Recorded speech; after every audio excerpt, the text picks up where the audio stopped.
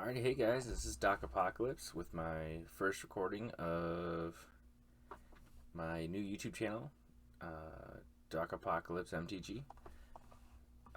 Kicking off day 2 of the Kamagawa spoilers. Just gonna kick it off from Wooburg order, because honestly I spent a whole lot of time setting this up, and I haven't got a whole hell of a lot of time to get it all set as perfect ranking yet. So we're just gonna start off with white. We got Hotshot Mechanic here. It's a 1 white artifact creature fox pilot. Hotshot Mechanic crews vehicles as though it has power if its power were 2 or greater. So basically, it have 4 power. This can power your Zika's Chariot, or God knows what else they're gonna come out with for chariots in this set. This is only day 2, so but I can see this being a key uncommon that people just kind of say, it's whatever, because it is right now. I mean, excluding crewing Zika's Chariot, which really taking a card slot for something that already has its own way of crewing it, it's not really there. But I really do see that this is going to be a good filler at some point to help crew a bunch of vehicles. I mean, and who knows? It might be Fox Tribal. Kind of seems like there might be. Next, we've got March of Otherworldly Light. Right, this is X and a white instant. It's a rare. As an additional cost to cast a spell, you may exile any number of white cards from your hand. The spell costs 2 less to cast for each card exiled this way. Exile target artifact, creature, or enchantment with mana value X or less. So, if you've got a 6 mana chunker up on the opposite side, just kick you only got 1 white mana somehow because you're getting just land screwed like crazy and you got a whole bunch of white cards in hand. Chuck 3 white cards away. So, chuck 3 of them into the bin, pay the 1 white, and get rid of that 6 and save yourself. This is going to be a hot card for quick, easy removal. That, yes, white is having a hell of a time with card draw still, but they said they've been working on it, so I see them probably coming out with a good bit of card draw for white and Kamagawa and the sets coming forward. So this may not have a home quite yet in anything other than limited, just because you're not going to be chucking away white cards without having a way to fill your hand back up. So this isn't a white specific mono white deck card. This is a green, like a Selesnya green white deck, or black white deck. That'd be better in it, but let's go ahead and go to the next one. Imperial Subduer. Alright, so this is a 2 and a white creature, human samurai. Whenever a samurai or warrior you control attacks alone, tap target creature you don't control. It's common. I've got a feeling that when I get my set booster box in, I'm going to have 10 of these in a box, probably. This is definitely a bulk common that it's got cool art. That's all it's got, though. I mean, I don't see a 3/2 for 3 that has to attack alone in a mono white or in anything really, because at 3 mana you should be playing something. You should have at least one other thing out there, and it doesn't have haste, so you're not going to be popping this out on turn 3 and swinging with it alone. It's poo poo. No good for me. Who knows? Maybe someone knows something that I don't, that somehow this is magically going to fix everything and mono white's going to continue to stay on top. I don't think it will. Spoiler. Kaio-Dai, Soul of Kamagawa. I probably butchered that. I am not from the original Kamagawa era, so sorry. But it's 3 and a white, legendary creature, dragon spirit. It's rare. It's got flash and flying. When Kaio-Dai, Soul of Kamagawa, enters the battlefield, another target permanent gains indestructible for as long as you control Kaio-Dai. we'll just go to the next part. Wooburg Kaio-Dai gets +5/+5 until end of turn. So 1 mana for a 1/1 counter essentially, but you have to pay all 5 in Wooburg. So this is already it's saying, hey, put this on a 5-color deck. We'll get to that in a minute on 5 colors. Actually, no, we won't because I don't have the sagas in here. That's in the next video. But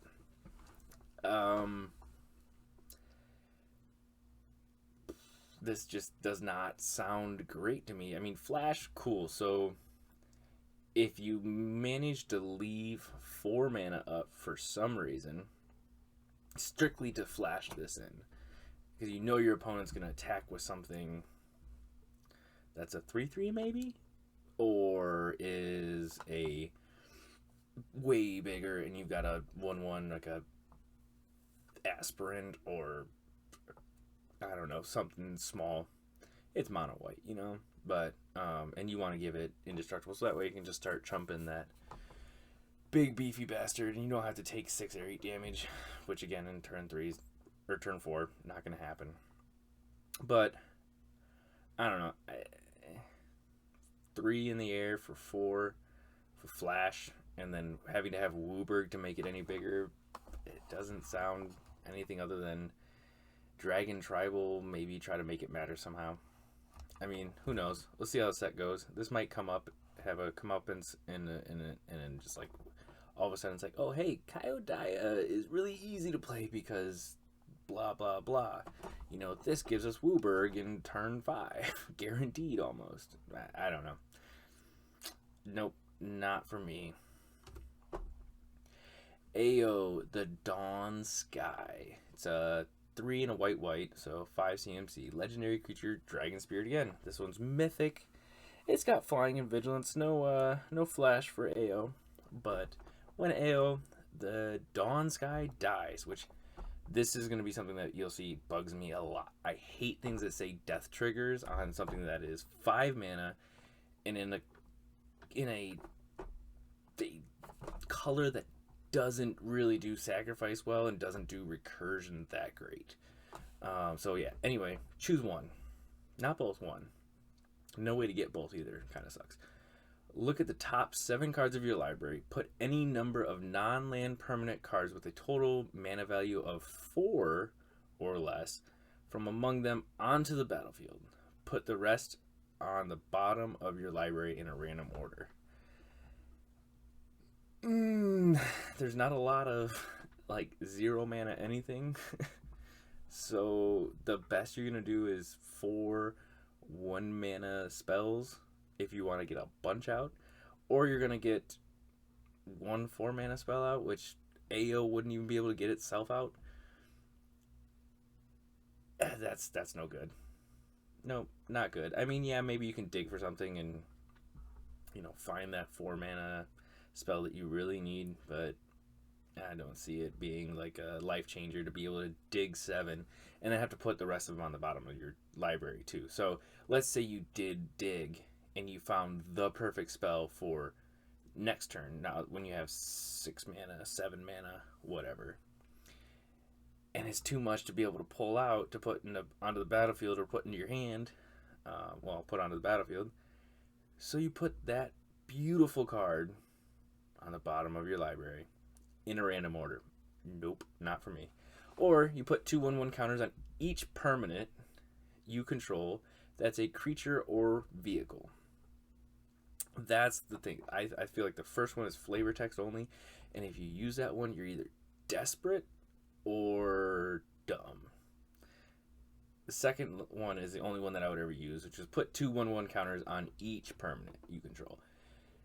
At 5 mana in a mono white deck, bruh, you're going to have a lot of creatures. If you don't, you're doing something wrong.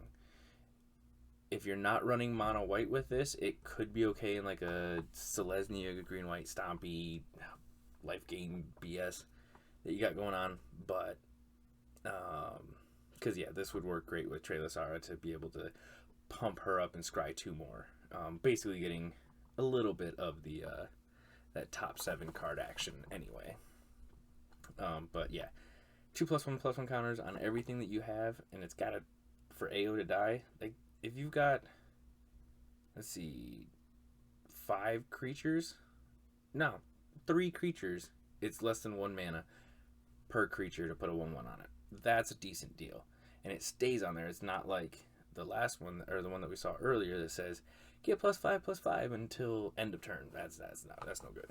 So I give this a B. This is good. This is definitely going to be a limited card for sure. I would pick this up every single time I'm in limited, because yeah, it's just going to be a powerhouse with that bottom thing. And I mean, 5/4 in the air with vigilance, so it's never tapped down is pretty nice.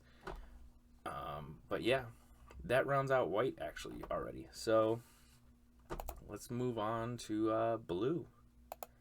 Let's see. That is definitely the wrong end already. Sorry. Moon Snare prototype. All right, this is a just a blue for common artifact. All right, you tap it and tap an untapped artifact creature you control to artifact or creature to add 1 mana. That kind of sucks actually.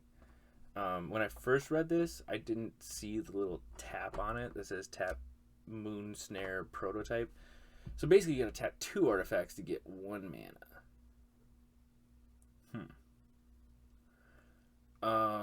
Or tap a 1/1 token creature or whatever. But yeah, that's. I mean, get it out early and be able to tap down other stuff, I guess, and to add an extra mana here and there. But it only allows you to tap down 1. Unless you have a way to untap Moon Snare, which is going to probably cost you more than 1 mana. And at that point, it's not worth it, because you're net negative to get that 1 mana. So, if I pick this, it's going to be because I don't have a choice. I'm just running out of options in the last couple of cards of limited. I don't see any future for this in Commander or Standard play. This has got Channel, though. Channel's a new keyword ability. Basically, it's... Oh, what did they call that? Cycling, almost. Except it's not cycling. It's similar, though.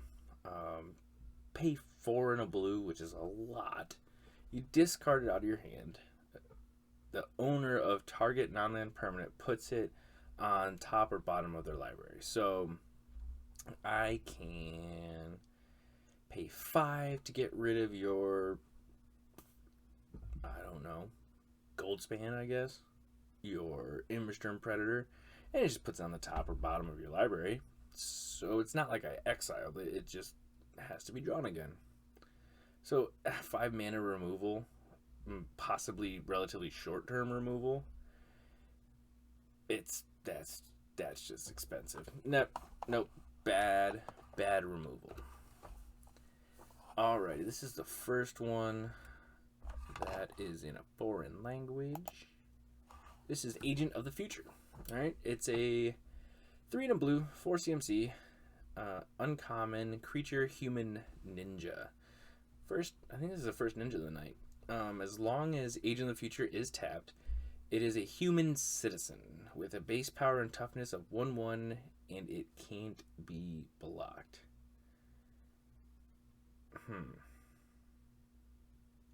2 and a black to untap Agent of the Future.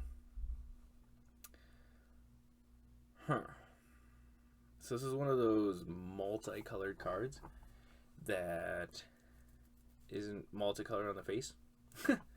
But I don't know how I feel about it. It's cool. And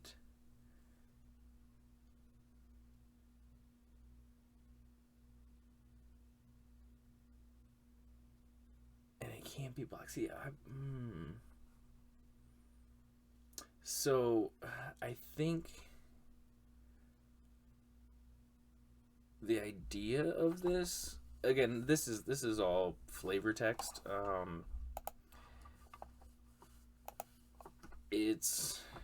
They're not all flavor text. It's translation. So you guys might know better than I do. I'm reading right off of Scryfall, though, and this is exactly where I copied it off of. So, I'm sorry, Tuna Blue, to untap Agent of the Future, not Tuna Black, but if I read it correctly and if the translation's correct, then basically it untaps as a 3/4. I go to attack, I tap it, it becomes a 1/1. That can't be blocked. Alright. Then I have two choices. I let it swing in for 1, which is not a terrible choice. Get 1 in for sure. There is things that need combat damage to happen in this set, and you'll see that. Or, after blockers are declared, I can then pay 2 and a blue, untap it. Now it's untapped. Now it's a 3/4. Now it can be blocked, but blockers have already been declared. Or better yet, a ninjutsu this little bastard and pop something big in, way bigger than a 3/4, and it was unblocked. So, wham bam, thank you, ma'am. Agent of the Future has the potential to be abused. It is 4 mana to get it onto the field, and you have to pay an additional 3 every time you attack in order to get 3 damage in, which can be expensive. But I think 4 mana to have a 3/4 kind of wall in turn 4, turn 5, turn 6 range, and then being able to ninjutsu this in for something that matters is going to be really cool. So I could see that being a limited combat trick. Yeah, I actually see that. I might have to play around with that once it comes out. Alrighty, now onto the one that was showing first when we started this. Kairi? I messed that up, I'm sure. The Swirling Sky. We'll just call it the Swirling Sky from now on. It is 4 and a blue, 6 CMC, legendary creature, Dragon Spirit. Another Dragon Spirit. These are spoiled early, actually. I don't think we knew the CMC for this one particularly because it was on a board and they were covered up and stuff. But anyway, this is a 6/6 flying with a Ward 3, which I've been back and forth. I've actually been talking about this card with to myself mostly because, yeah. Anyway,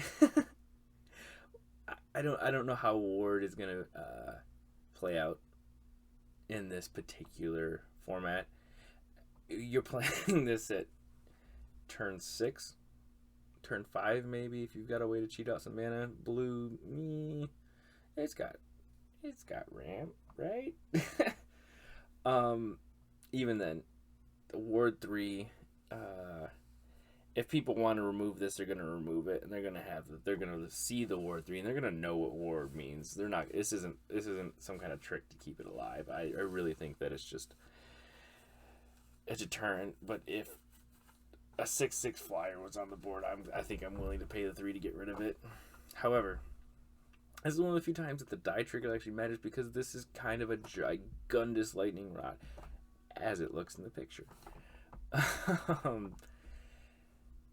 It's when he dies, choose 1. Return any number of target non-land permanents with a total mana value of 6 or less to their owner's hands. Not bad. Bounce up to 6 CMC cards to people's hands. Not bad. Or mill 6 cards. Then return up to 2 instants and or sorceries cards from your graveyard to your hand. The and or sorcery cards had me tripped up a little bit. I thought it said 2 instants and 2 sorceries. No, it's just an instant and a sorcery, or an instant and an instant. Not as good as I was hoping, but that really could bring you back 2 bombs, 2 big old bomb instants, or 2 big old bomb sorceries that could really finish out the game, especially when you're already at 6 mana on the field. I mean, you had to get it out there somehow. Yeah, so flying 6/6 with Ward 3, That's B plus to an A minus in my book. I'm not giving all these grades. I'm just arbitrarily putting this out there right now. I will work on a list when we're about halfway through these spoilers, because honestly, every time you get 30 more cards, and I do not have a good system set up yet. I've got a spreadsheet where I have to go in there and then I have to manually move the numbers around. Not good at formatting. I'm working on it, but I'm not good at it. So I'll get about halfway. I'll go through and I'll start ranking these, and then I will tell you where they land in my little sheet. Jin Gitaxius, Progress Tyrant. Oh boy, here comes the Phyrexians. Alright, it's a 5 and a blue, 7 CMC legendary creature, Phyrexian Praetor Mythic. Oh boy, it's a 5/5. Whenever you cast an artifact, instant, or sorcery spell, copy that spell. But you may choose new target for the copy, obviously. This ability triggers only once each turn. So, Commander? Bomb. Super bomb in Commander. Alright, 7 CMC in Commander is not the end of the world. It's not like Limited where 7's like, bro, this is your last 2 rounds. This is play 7, then next turn play an instant or sorcery to try to close it out, and then you might get one more turn, and then you close it out with that last instant or sorcery. Not in Commander. This is copy an instant on your turn. Or copy a sorcery on your turn. Copy an instant on your first opponent's turn. Copy another instant on your next opponent's turn. Copy a what do we got? An artifact creature spell with flash on your third. And it's back to you where you copy it again. And this gets broken so fast in Commander. So fast. Okay, but let's bring her back on in now. Whenever an opponent casts an artifact, instant, or sorcery spell, counter that spell. This ability triggers only once each turn. So, I don't know. I think that this is a must counter. It doesn't say you may counter that spell. It just says counter that spell. So, this is I have to play a Fading Hope and get it countered for 1 CMC before I play the instant to remove this thing. So basically it makes everything expensive. Or I have to play a 0 mana artifact that's going to cost me dearly. Like, I need to play my Mana Crypt for it to be countered so that way I can blow this Djinn out of the water. This has got built-in protection already, right? You can't attack directly because it's not a Planeswalker. And I don't have to block with it. And in Commander, whatever you're throwing at me, unless it's something ridiculous like one of the Eldrazi's that has Annihilator and I don't really have a lot of creatures, this thing is going to stay on the field. I will find a way to keep this thing on the field because it's going to do way more work than a little bit of life. Yeah, this is broken. Broken card. I want all the copies of this. No, please don't send them to me. Actually, do. Yeah, do. No, but yeah, this is really, really good. Yeah, I cannot. This is A plus. Beautiful, as the nitpick nerds would say. Chef's kiss. All right, that closes out the blue for Jin again. Beautiful. Alrighty. Next, I want to go black. Well, let's keep going Wooburg. Let's do Wooburg. Alrighty. We're going to go to Leech Gauntlet. Alright. Leech Gauntlet's a 1 and a black artifact creature. Equipment Leech. Alright, this is... I don't know how I feel about this. One card is everything. Mentality that they've done with... Kamagawa Neon City or Neon Destiny. Sorry. It's an artifact. It's a creature. and it's equipment. To some people, that sounds amazing. Because they're like, I can do anything with it. To me, that sounds like I can remove it with just about anything. Everyone can remove this. White, green, blue, black, red. Everyone's got something for this. You got creature removal, you got artifact removal, you got equipment removal. Right? This is dead on contact if it wants to be. Like, so anyway. 1 in a black, 2 CMC, Leech Gauntlet. Alright? Uncommon artifact creature equipment Leech. It's got lifelink. Cool. I'm a big fan of lifelink. Not in black, but I'm a big fan of lifelink. Equipped creature has lifelink. It's got reconfigure 4. Alright, this is the first reconfigure that we've done today, at least. So it is 4 mana to attach to target creature you control, or unattach it from a creature. Alright, you reconfigure only as a sorcery. While attached, it isn't a creature. Very key right there. Alright, so at that point, it is just an equipment. Right? It's not a creature. Keyword right there. This isn't a creature.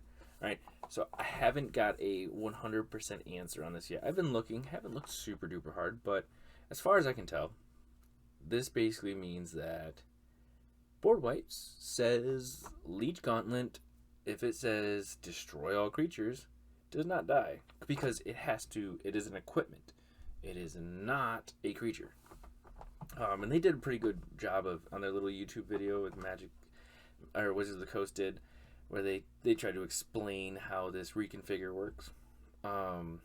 It's a creature when it enters the battlefield. For 2 mana, you get it on the battlefield. And it has lifelink. This one does at least.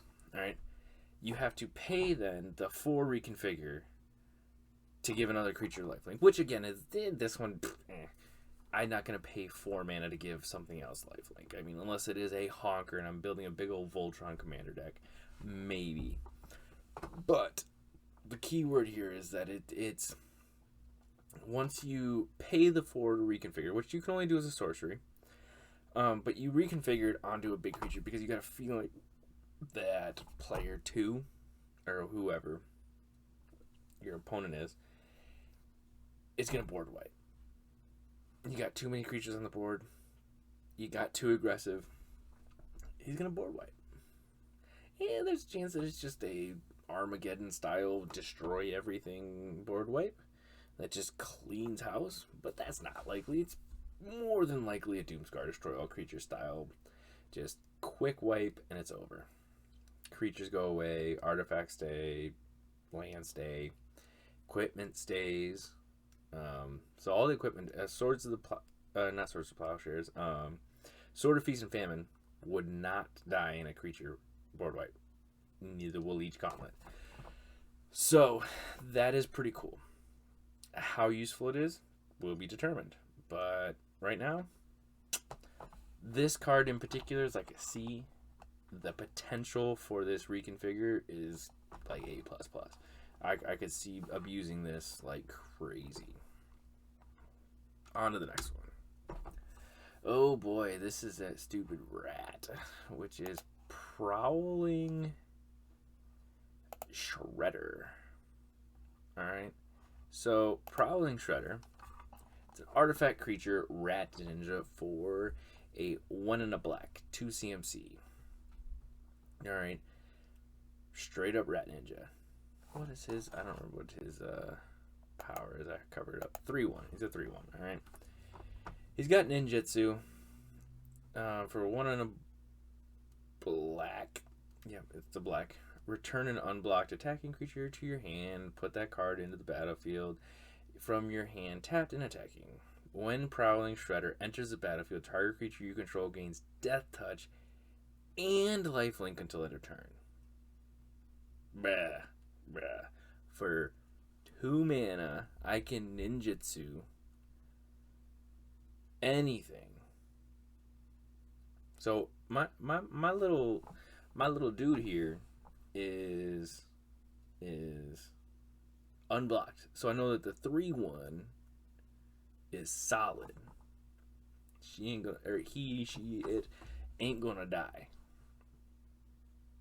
because it's already unblocked. I mean, yeah, they could throw something at it, lightning bolt it or whatever, essentially. But hey, it gives something else Death Touch and Lifelink, or it can give itself Death Touch and Lifelink if you literally have one creature swinging in. But I mean, the potential on this is wild. So you swing in with 2 creatures. One's a 1/1, one's a 5/5. The guy says, I got a 3/3. I'm going to block that 1/1. I'm not going to block that 5/5. I'm not going to chump with a 3/3. I can swing in and get some of that damage back. And I'll eat that 1/1 while I'm at it until I find an answer for that 5/5. Swing in, he blocks the 1/1. Okay. Ninjutsu the 5/5. I mean, yeah, you put your 5/5 back in your hand, but now you gave that little 1/1 Death Touch. You just took out his 3/3. You know, you just answered it, and you got lifelink out of it. Yeah, he gained a life. He died. Sweet. You know, or he chumps the big bass. He's got a gigundous thing, and you're just like, all right, give this 3/3 a Death Touch and lifelink. I'll gain 3 life off of it. It dies, and everyone's happy. Well, you are. They aren't. I like this whole give Death Touch and lifelink monstrosity. That's an A in my book. I think that's gonna be abused like crazy in limited. Probably not in Commander as much, but yeah, this looks fun. I like it. Next card.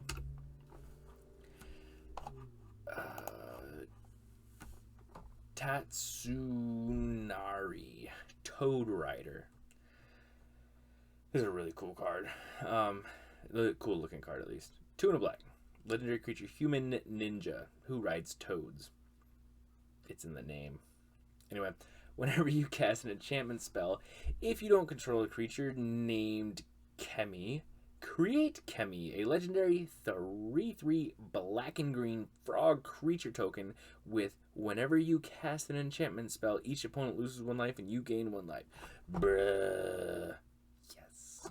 Okay, anyway. For 1 and a green or blue, Tatsumi, Toad Rider, and target frog you control can't be blocked this turn except by creatures with flying or reach. Pretty wicked. So basically, Tatsunari and her toad for 2 mana, well, 1 in a green or a blue, get flying. That's pretty cool. I mean, they could have just said get flying. That would have been fine. They didn't need to put that can't be blocked this turn except by creatures with flying or reach. I mean, it's overkill. Still, 3/3 and a 3/3 swinging in with evasion for 2 mana. Pretty dope. It is legendary, and there's a card coming up that tells me that there's going to be some shenanigans going on. But I do like this. I don't see this being... I mean, this is a 3-colored commander. The shenanigans you can do with Tatsuari Toad Rider, because it is green, blue, black already, is pretty cool. I might actually make a commander deck out of this one if I can get it. It's a rare, so I might be able to. See what kind of shenanigans we can get up to when this comes out. I like it. But on to the next one. Oh boy, this is the ink. Assassin's Ink. Alright, Assassin's Ink. It is an instant. This spell costs 1 less to cast if you control an artifact. It also costs 1 less to cast if you control an enchantment. Destroy target creature or planeswalker. So in theory, if you have an enchantment or a artifact, or you have both, you have an enchantment and an artifact, you can destroy a creature or planeswalker for 2 mana. That's it. I don't see anything else that's super appealing about this. 2 mana removal. It's just destroy, so it doesn't get around hexproof. It doesn't get around a lot of the BS. I mean, if you've got a crazy planeswalker to handle, then fine, but it's okay. It's just okay.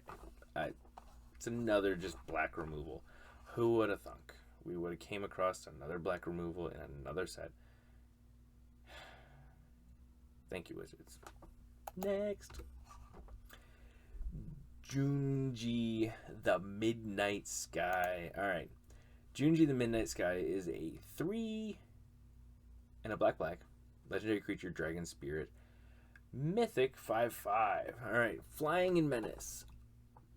2 favorite evasions minus death touch. Death touch is probably one of the best up there. Like, if you've got menace and death touch, bruh, those are 2 very powerful evasions together. That says, hey, my 1/1 has to be blocked by at least 2 of your 1/1s. So it's going to be a 2 for 1 all day, every day, no matter how big or small they are. So, Flying Menace, though, pretty nice. It's got this stupid die trigger again, though. All these dragon spirits have die triggers. I do not like it.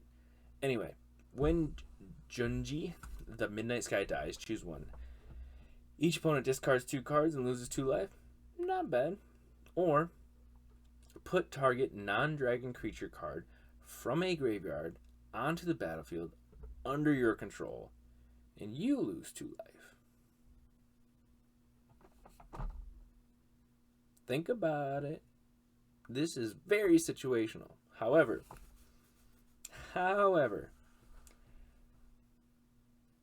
I could see this getting just absolutely blown out of proportion. I mean, so we go back to old Assassin, right? Let's go back to the Assassin. Alrighty, so Assassin Inc. costs 2 mana to remove a creature. Destroy a creature. If you have an instant and an enchantment. I mean, Kamagawa is an instant and enchantment heavy. You're probably going to have them, right? So for 2 mana, you remove their biggest, baddest, non-hex proof creature, non-indestructible creature they got. Could be something crazy like a Massacre Worm. Or, I don't know, a Toxrill. Oh, God, if I could get a Toxrill. Alright, but you remove that, send it to their graveyard. And you got this bad boy out. They're going to be pissed. They're going to be coming for blood. They're going to say, I want your 5/5 out of here. It's got flying. It's got menace. I'm going to remove it. And just like that, you got your own Toxrill. You got your own Massacre Worm. You got your own whatever you want for 2 life. That is a pretty doggone good deal. This card right here is an A+. All day, every day. Broken card. I'm going to abuse this when I finally get a chance. Alrighty. Last card, I believe, is Invoker Despair. Last card for black, sorry. Invoker Despair is a 1 black. I mean, sorry. 1 and 4 blacks. Sorcery, it's a rare.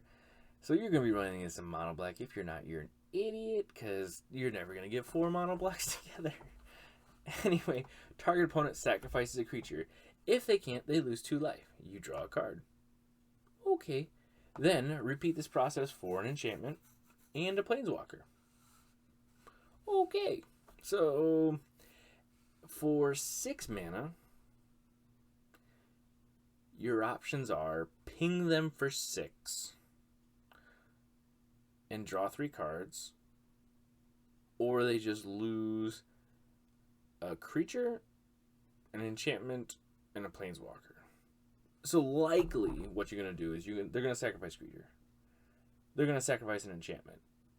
Then they're not going to have a planeswalker. So you're going to draw 1 card. So you're going to take out an enchantment and a creature and draw a card, ping them for 2, which in limited is better than not pinging them for 2. And commander it doesn't really matter.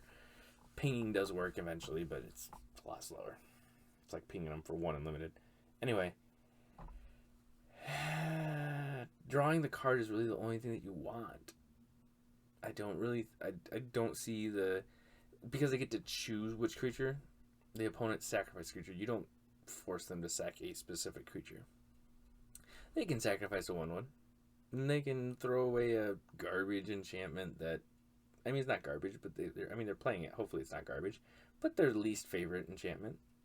And then they take 2 life and you get a card. For 5 mana. That's expensive. That's poo, Wizards, poo. Maybe you guys are going to break it some other way. I don't like it. I think it's going to be a joke. So, yeah. Don't like this card. You won't catch me playing this card. Not unless someone shows me some crazy broken ways to use it. I'm not seeing it. Alrighty. On to the next one. Our next color is going to be green. Alright, let's open her up. Ooh, let's save that one for last. Shall we? Kappa. Kappa Tech Wrencher. Wrecker. Tech Wrecker. It's a computer destroyer. This is that old Canadian movie where they go out into the field and smash a printer. I think it was Canadian. I am terrible with pop culture references. Yeah, that's the right term. Anyway, it's 1 and a green. Creature Turtle Ninja. It's an uncommon 1/3 with ninjutsu for 1 and a green. For a 1/3. Anyway, what does it do? Kappa Tech Wrecker enters the battlefield with a Death Touch counter on it. Ooh, Death Touch, and it's a counter, which you don't see Death Touch counters very often. Usually just says gets Death Touch or has Death Touch. Whenever Kappa Tech Wrecker deals combat damage to a player, you may remove a Death Touch counter from it. When you do, exile target artifact or enchantment that player controls. Broken? No, not broken. No. I mean, this could be proliferate range for commander. So you ninjutsu it in, and it does damage, but you can't proliferate it in ninjutsu. So basically, you got to decide: is it worth doing the removing a specific artifact or enchantment? Is it worth losing Death Touch over? Because to me, Death Touch is life. It's Death Touch, for Christ's sakes. I mean, it's broken. It's a very, very, very, very hard evasion to get around without just wiping. I'm not sponsored by Monster, so you can't see their logo. My Monster. Alrighty. Next card. It's an uncommon blah. Kadama of the West Trees. So they're finally finishing out these trees. People apparently, according to several sources at Wizards of the Coast, which I am very tight with, said that people were very upset about the trees, the directional trees not being finished. So here you go, Kadama of the West Tree. It's 2 and a green, legendary creature spirit. It's mythic. It's a 3/3. It's got reach. Need I say more? Yeah, it's got more text. Okay. Modified creatures you control have trample. Whenever a modified creature you control deals combat damage to a player, search your library for a basic land card, put it onto the battlefield tapped, and then shuffle. Whew. Okay, modified. This card comes into the battlefield modified. Why? It's not ninjutsu. It's because of that Death Touch counter. And that's what makes it interesting, right? So that Death Touch counter, if it just said it had Death Touch, it wouldn't be modified. But because it's got a counter on it, it's considered modified. A 1/1 counter is considered modification. A Death Touch counter, a poison counter, any kind of counter is considered modified. Slime counters from Toxrill, or that stupid slug that goes with it that I should know its name. All of those are modifications. So for Kodama, equipment modifications, auras that you put on, keyword you put on. That is the one thing they made very, very abundantly clear. Your enemy putting an aura enchantment on your creature does not make it modified. So, darn. Couldn't quite sneak that one past him. But anyway, yeah. So many ways to modify. And every time something with even a 1 or a 0/1 plant with a 1/1 counter on it, so it's a 1/2. Every time it does damage to a player, you search your library for a basic land card, put it onto the battlefield tapped, and then shuffle. Pretty broken, right? Pretty broken. Kadama the Westry, I need 4. I need 10 of these. This is gonna go into all of my Selesnya decks, all of my mono green decks. It's gonna go in all of my decks that I can get it in. This is, I see this being a staple, and people call me crazy for that. People probably will insult me for that, and I'm okay with that. Sticks and stones, my friends. Sticks and stones. Yeah, this is, it may not be the best card on the planet, but I like it a lot, and I think I can abuse the crap out of it in the right circumstances. I don't think this is a good maybe it is, actually. This might be a good mono green commander. I mean, just being able to ramp out everything. The only thing that stinks is it's doesn't have card draw. So what I would do with this is I think I would build this with card draw, like a decent amount of card draw. I mean, it's green. Green's got ramp and card draw like crazy. So, I mean, you don't really need ramp, but if your commander does it for 3 mana and you just start ramping everything, you can kind of focus on that 1/1 counter more. This could be interesting. Interesting commander. I don't think it's like a power 9 or nothing, but that's an A+ in my book. I like it. I like it a lot.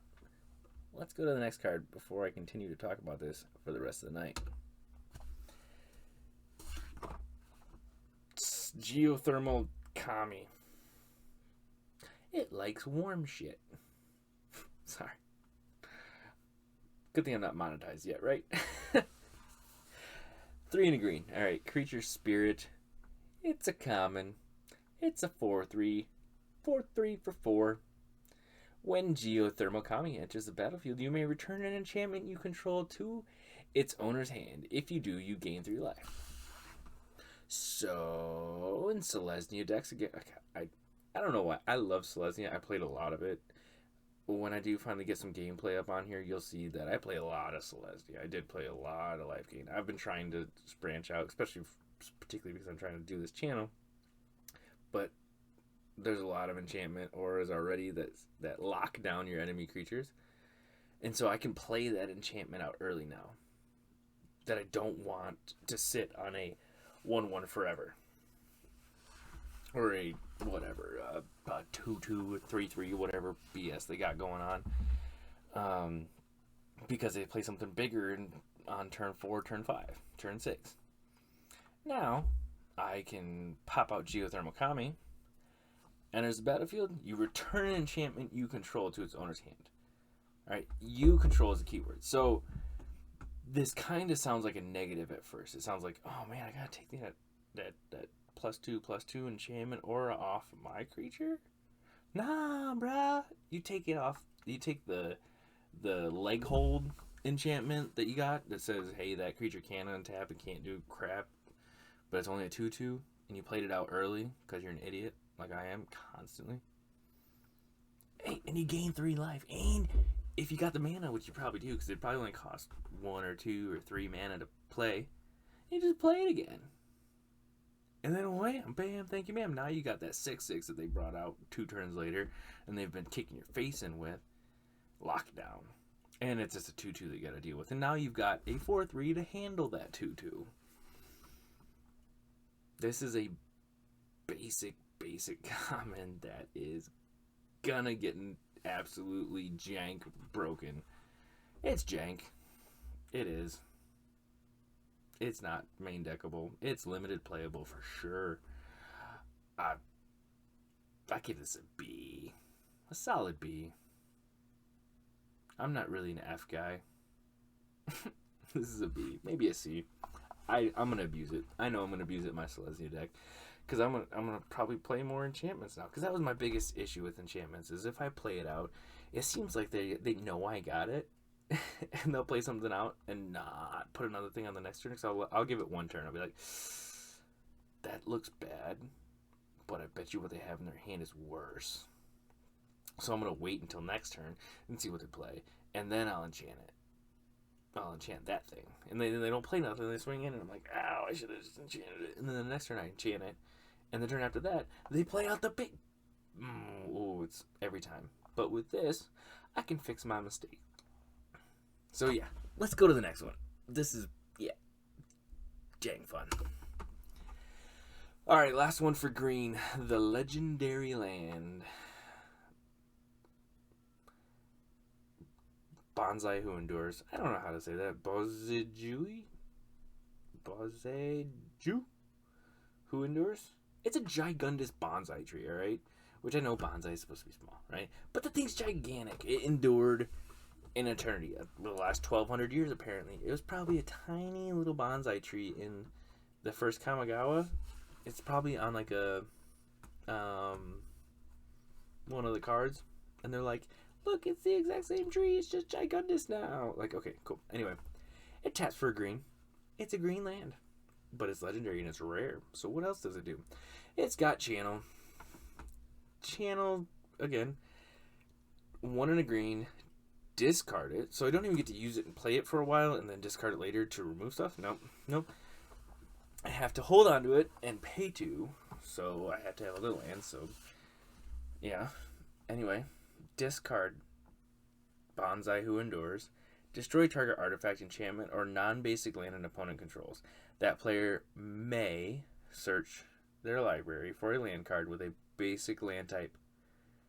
Put it onto the battlefield, then shuffle. This ability costs 1 less to cast to activate for each legendary creature you control. So you only need to control 1 legendary creature for this to cost just a green mana. But, like, I don't want to ramp them. So I destroy an artifact. Okay, maybe the enchantment. That's the only thing that might be worth it. But the non-basic lands, I mean, Faceless Haven just got banned, so that's...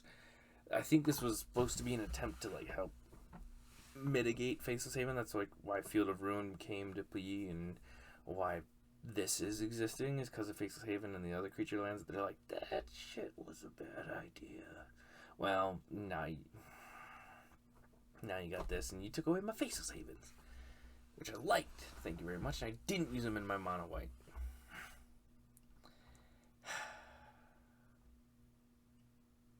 Yeah, poo-poo. I don't like it. Not for a rare land. And it's probably going to cost a fortune once they come out. Yep, nope. That's it for green. Poo. Let's go to red. Of course. It's the first one, which is going to be Procession of Joy. It's funny, I should have wrote these on here. I should have, like, saved them on there. Because I have them over here on my other screen. And I'm dumb. Anyway, Procession of Joy. It is an X and a red. It's an instant, so that's nice. Instants are always better than sorceries. As an additional cost to cast a spell, you may exile any number of red cards from your hand. This spell costs 2 less to cast for each card you exile this way. Okay, sounds a lot like the white one. Alright, exile the top X cards of your library. Until the end of your next turn, you may play up to 2 of those cards. This is the best, why do I say that? Mana flood fix I've ever seen in my life. I think. I may be wrong, right? So let's say you got this particular card and 6 other lands in your hand. Think about it. You turn 1, you play a red. You could be like, hey, I'll pop this, drop 6 cards, and I draw 3.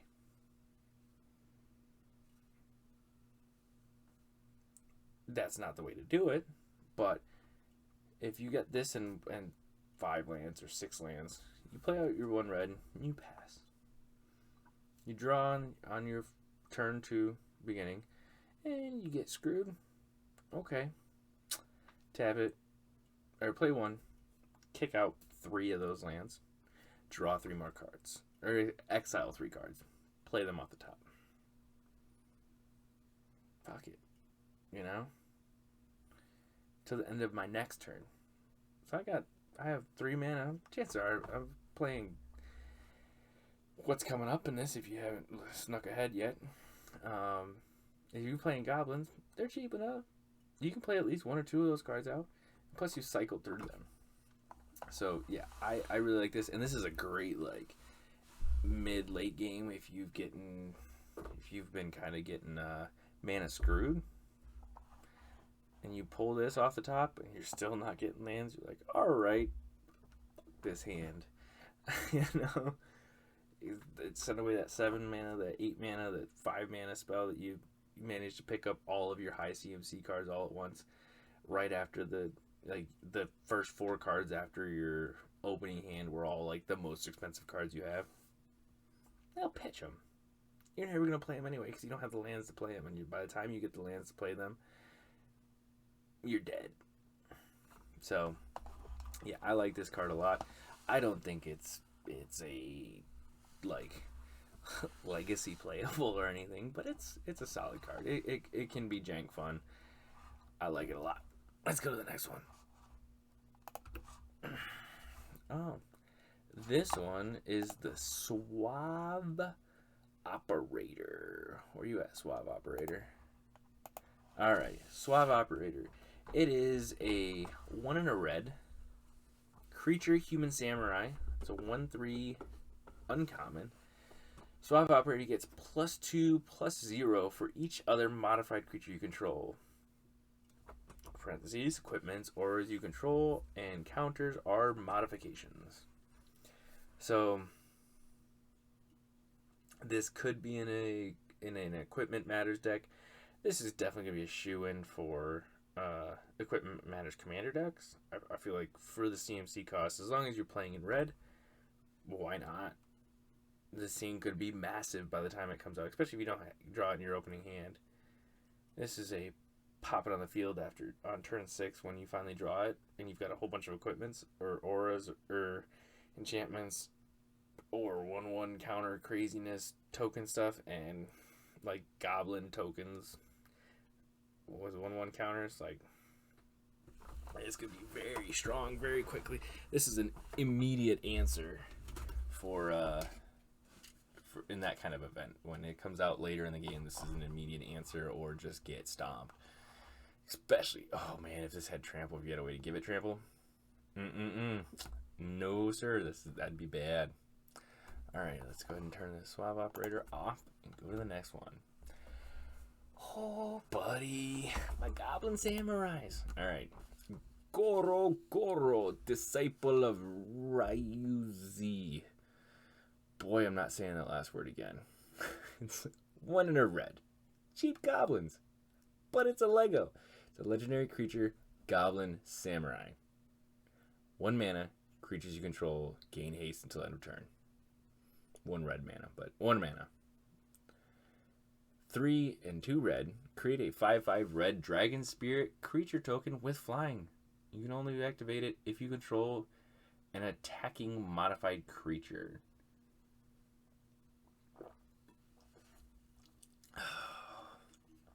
Some hoops for that one. That second part.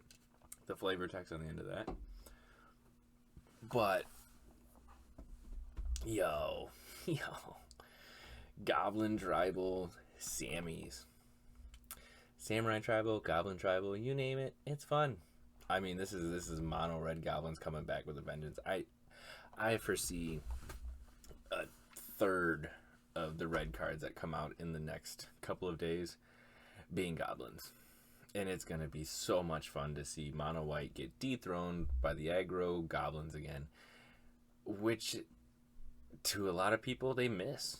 You know, they're a little upset that it took 2 sets, 3 sets to get back to mono red.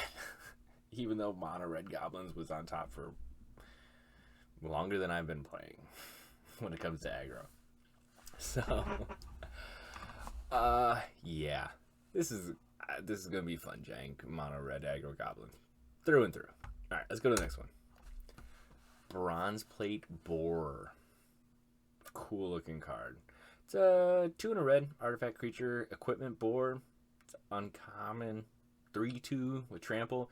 Enchant your equipped creature gets +3/+2 and has trample. This is one of those stupid reconfigure ones, but it's so god awful expensive to reconfigure it. All right, I don't want to pay what is essentially 8 mana to put a 3/2 trample onto anything. That is just so expensive. I mean, yeah, you got something big that you want to throw trample on it, and you got the mana, sure, but that's so narrow, so streamlined that. Yeah, Wizards knew what they were doing with this. They said, we're going to put this in there, we're going to call it uncommon, it's going to look really cool, but it's actually going to be a huge trap. Huge trap. Oh, it's an equipment artifact creature, board, craziness, everything under the sun, all cards, card. And it ain't worth being any of them. It, at 3 mana for a 3/2, dies the shock. Nah. No. Nope, no sir. Not for me. Poo on that one. Scrap Welder. Alright, Scrap Welder is pretty cool. It's a Goblin Artificer for 2 and a red. It's a 3/3. You can tap it, sacrifice an artifact with a mana value X, return target artifact card with mana value less than X from your graveyard to the battlefield. It gains haste until end of turn.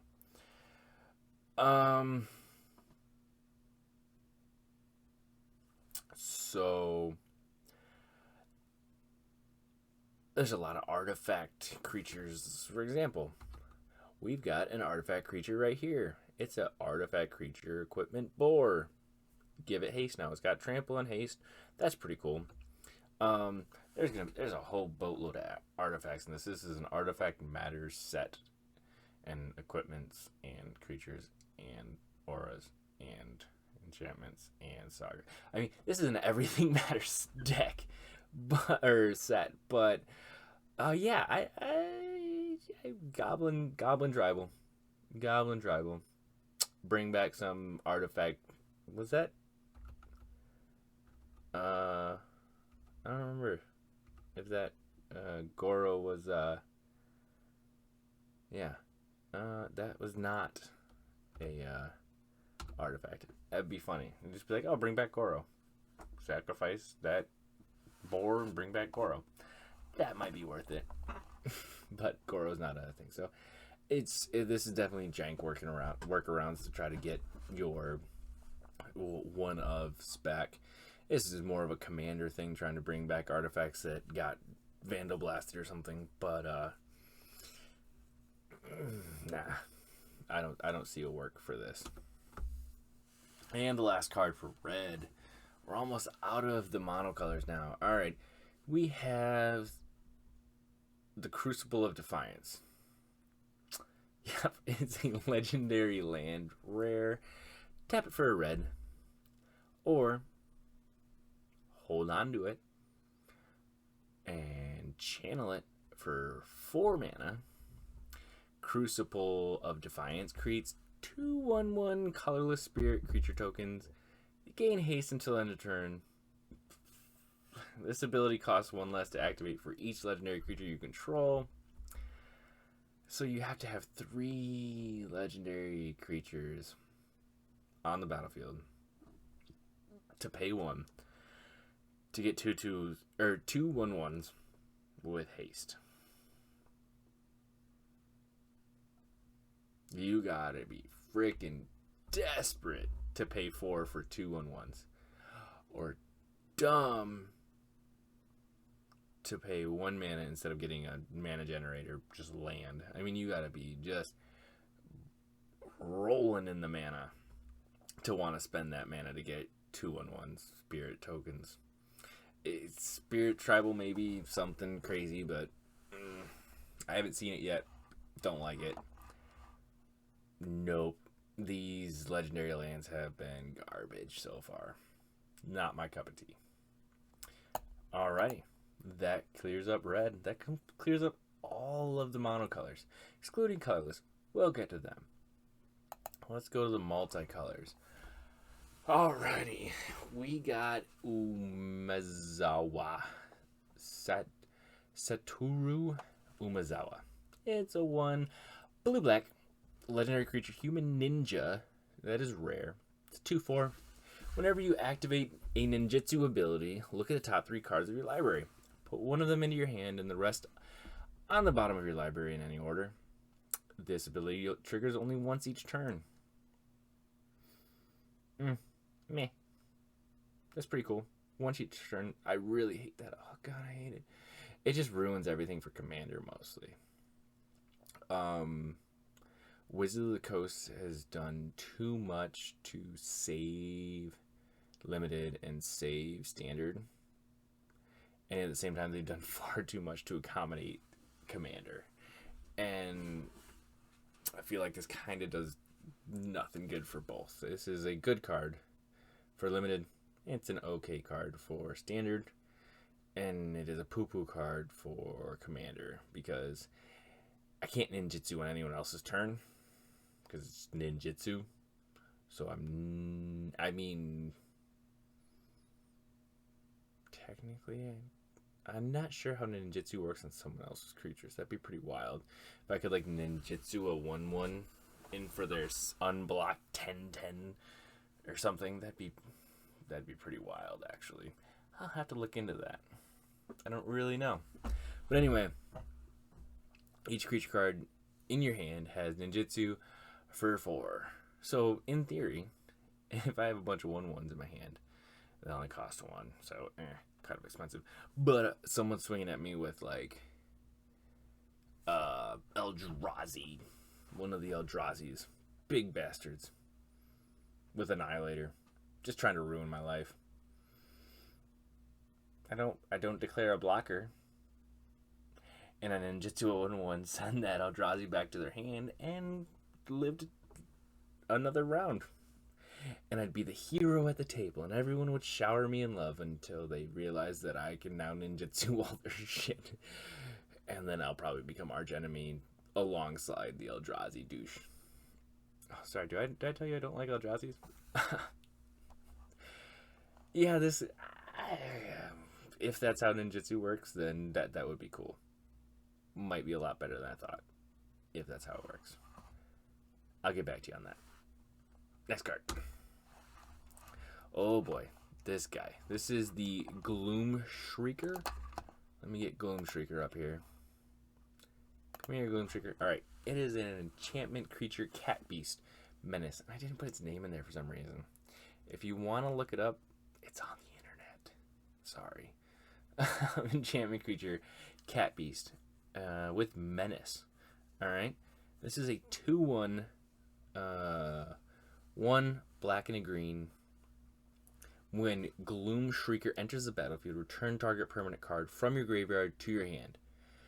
If Gloom Shrieker would die, exile it instead.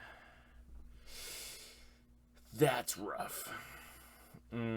So this is not a reanimation target. I can tell you that right now. It's exiled. And there's no extra thing that says like, if this dies, you can bring it back from exile. Nope. It is just straight up goes to exile. End card. So I like it because, boy, you can, for 3 mana in black green, which black has ways to play graveyard stuff. Green, not so much, but that's okay. Black does. This thing's got menace. It's a 2/1, so I mean that's not great. But I wish it had Death Touch too. Menace and Death Touch, bruh. My favorite 2 combos. And my least favorite to play against.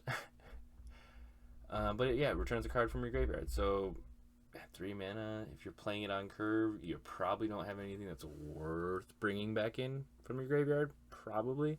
Unless you're playing like a Rune Crab against a Rune Crab or something, where they're just already milling you like crazy. But hey, this card's got potential. It's also got potential to be complete crap. So, don't get your hopes up. Yeah. But it is an enchantment creature, so keep that in mind. Let's go to the next one. Oh, let me get rid of that text so you guys can read it. Alright. Seturu is already been said. So we're done with the multicolors already. Ain't that crazy? There's only 3 of them. That's pretty wild. Let's close it out. Alright. Now on to my favorites. Which I'm going to try to be quick. Okay. Cool. Surge Hacker Mech. This is 4 any color mana. Artifact vehicle. I mean, we're in colors. Come on. It's 4 mana. Artifact vehicle. Menace. When Surge Hacker Mech enters the battlefield, it deals 1 damage equal to twice the number of vehicles you control to target creature or planeswalker an opponent controls. It only has a crew 4. Remember back in white, had that 1/2 or that 2/1. Yeah, it can crew this. It can make that 2/1 into a 5/5 essentially for the turn. But yeah, enters the battlefield that deals damage equal to twice the number of vehicles you control to target creature or planeswalker and opponent controls. So this is definitely going to be a vehicles matter card. Yeah,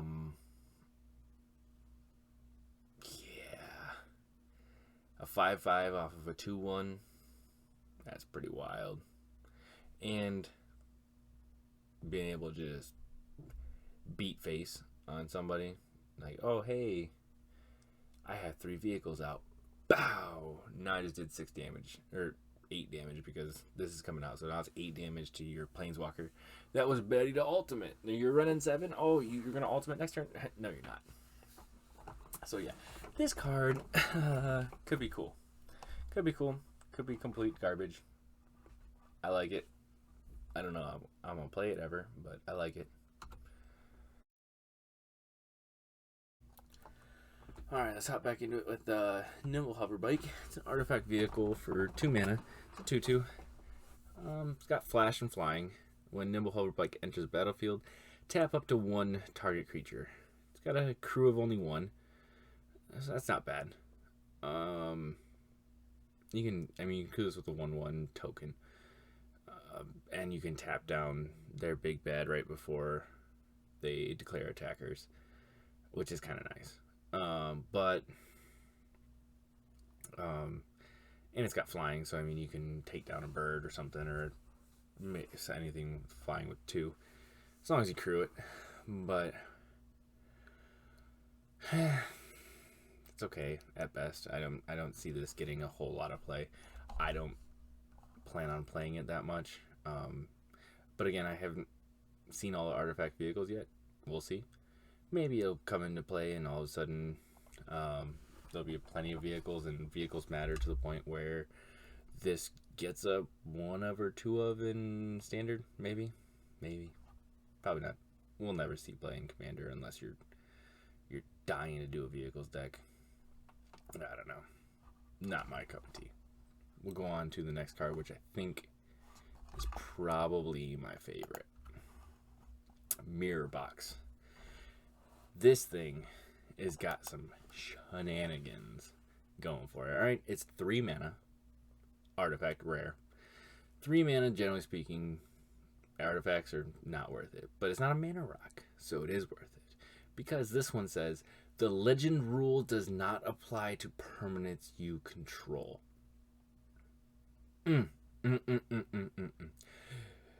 Abusability for this now. Oh my god, there is so many things in Commander that allow you to copy a creature, make it a mirror image of it, and it becomes that creature.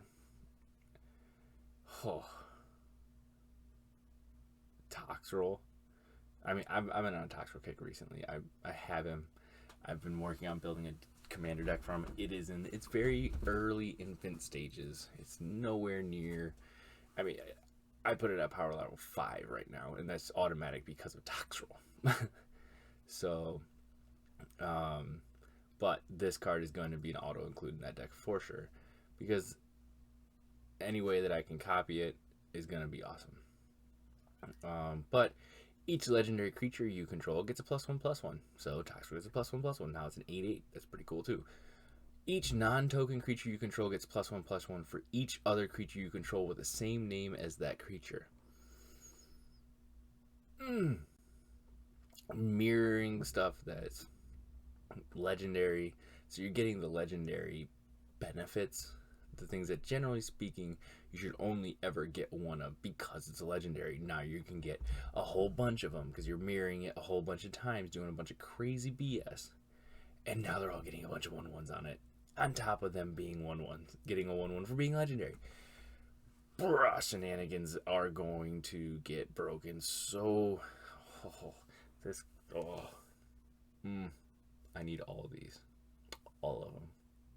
No one should have these. This card's going to get banned. Yeah. I can see people breaking this so hard. Day one. Someone's gonna free. Yes, it could just end up being added to the jank pile, and people will say, "Nah, it's not worth it. It's not part of the meta. It's never gonna affect it." But I will make it work for sure. But with that being said, I believe that rounds out the color list. Yes, it does. Alrighty. So tell me what you think in the comments below. If you did notice, I do have a mark on the inside of my arm. I donated plasma today. So no, those aren't track marks. But I did my part, donated plasma. Trying to save the world. Make a little bit of money while I'm doing it. Gotta pay for this somehow. Because YouTube sure as hell ain't paying the bills yet. This is episode 1. Come on. But yeah, anyway, tell me what you think about the cards. And I will see you guys tomorrow probably.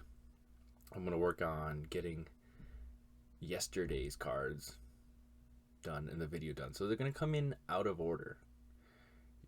Shoot, by the time I actually get this edited and on there, it might be 2 days worth or 3 days worth of cards that I have to get up. So it might be blasting you 3 in a row. Leave a comment below what you think. My wall is obviously bare. I just set this little office area up upstairs, so I don't have any of my recent stuff up. Shoot, the only thing I actually have up right now decorating my office is an old, slightly beat up Warcraft figurine. Warcraft. So yeah. I appreciate you guys sticking out to the end. This is a really long video. I hope to start shortening them down. I don't know what I'm doing. This is my first go. So I appreciate your kindness in the comments. Be trolls, I don't care. Just don't say anything bad. I am trying to get monetized at some point. And I don't want to have to control the comments too bad. Anyway, best of luck to you. I hope that your Kamagawa draws come good when they do finally come. And hopefully, if you're watching this, you're not in Europe, because I just saw the bad news on Wizards' site that they don't have an ETA on when your boxes are going to show up. Like, straight up said, we're delaying the release of Kamagawa in Europe. Just carte blanche. just it's delayed, period, because of supply chain and other stuff. Sorry guys, I really do feel bad for you, because this looks like it's going to be a fun set. I mean, already there's 82 cards yesterday and 30-ish odd cards today. The ones yesterday looked really cool. The sagas, when I go over those, you're going to see me get really ecstatic, because there's one in particular that I am extremely excited for. It's going to be hard to cast, but whew, hope it does cast. I really like it. So anyways, hope you enjoyed this video, and I will see you on the next one. And best of luck, and God bless.